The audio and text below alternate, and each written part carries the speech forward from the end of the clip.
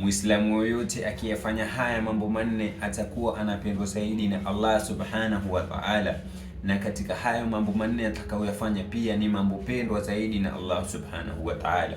Mambo gani? Hakikisha unafuatilia mpaka mwisho. Kasema Bwana Mtume Muhammad sallallahu alayhi wasallam, ahabu nnasi ila Allahi anfa'uhum wa ahabu al-a'mali ila Allahi azza wa jalla, yani watu wanaopendwa zaidi mbele ya Allah subhanahu wa ta'ala ni wale wenye manufaa kwao zaidi.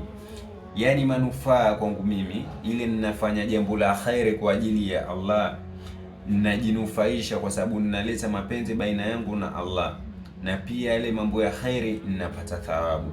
Na matendo ambayo kwamba yanapendwa zaidi mbele ya Allah subhanahu wa ta'ala ni kama yafuatayo. Kasema tendo la kwanza, sururun tudkhiluhu ala muslim. Hii ni kumfurahisha basi muislamu mwenzie. Kumfurahisha ni kama vipi? Huenda umekuja ukampata muislamu mwenzako, ndugu yako ana huzuni ile, hana furaha moyoni mwake, ukamuuliza pengine kisa nini, ukamfurahisha. Huenda alikuwa ana jambo linamsumbua, ukamtatulia, ukamfurahisha. Tendo kama hili anapenda Allah subhanahu wa ta'ala. Jambo la pili akasema, au takshifu anhu qurba, basi kumuondolea dhiki yake. Dhiki yake pengine huyu mtu alikuwa ana deni, unasumbuliwa na ukajua ana deni muislamu mwenzako, basi ukamua ukamlipia lile deni, at least akaondoa ile dhiki katika roho yake. Jambo la tatu akasema, au taqdhiya anhu daina, ama basi kumlipia deni.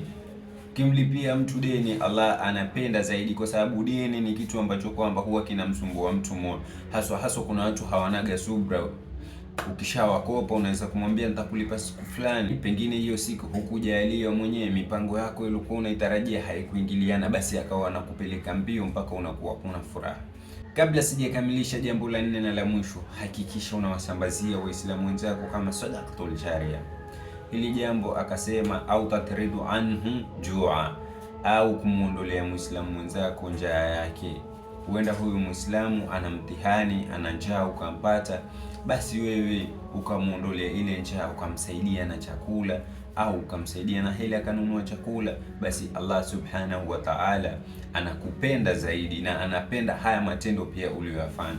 Wewe Muislamu, hakikisha unawasambazia waislamu wenzako kama sadaqatul jariya, na unafollow kurasa huu kwa mafunzo zaidi.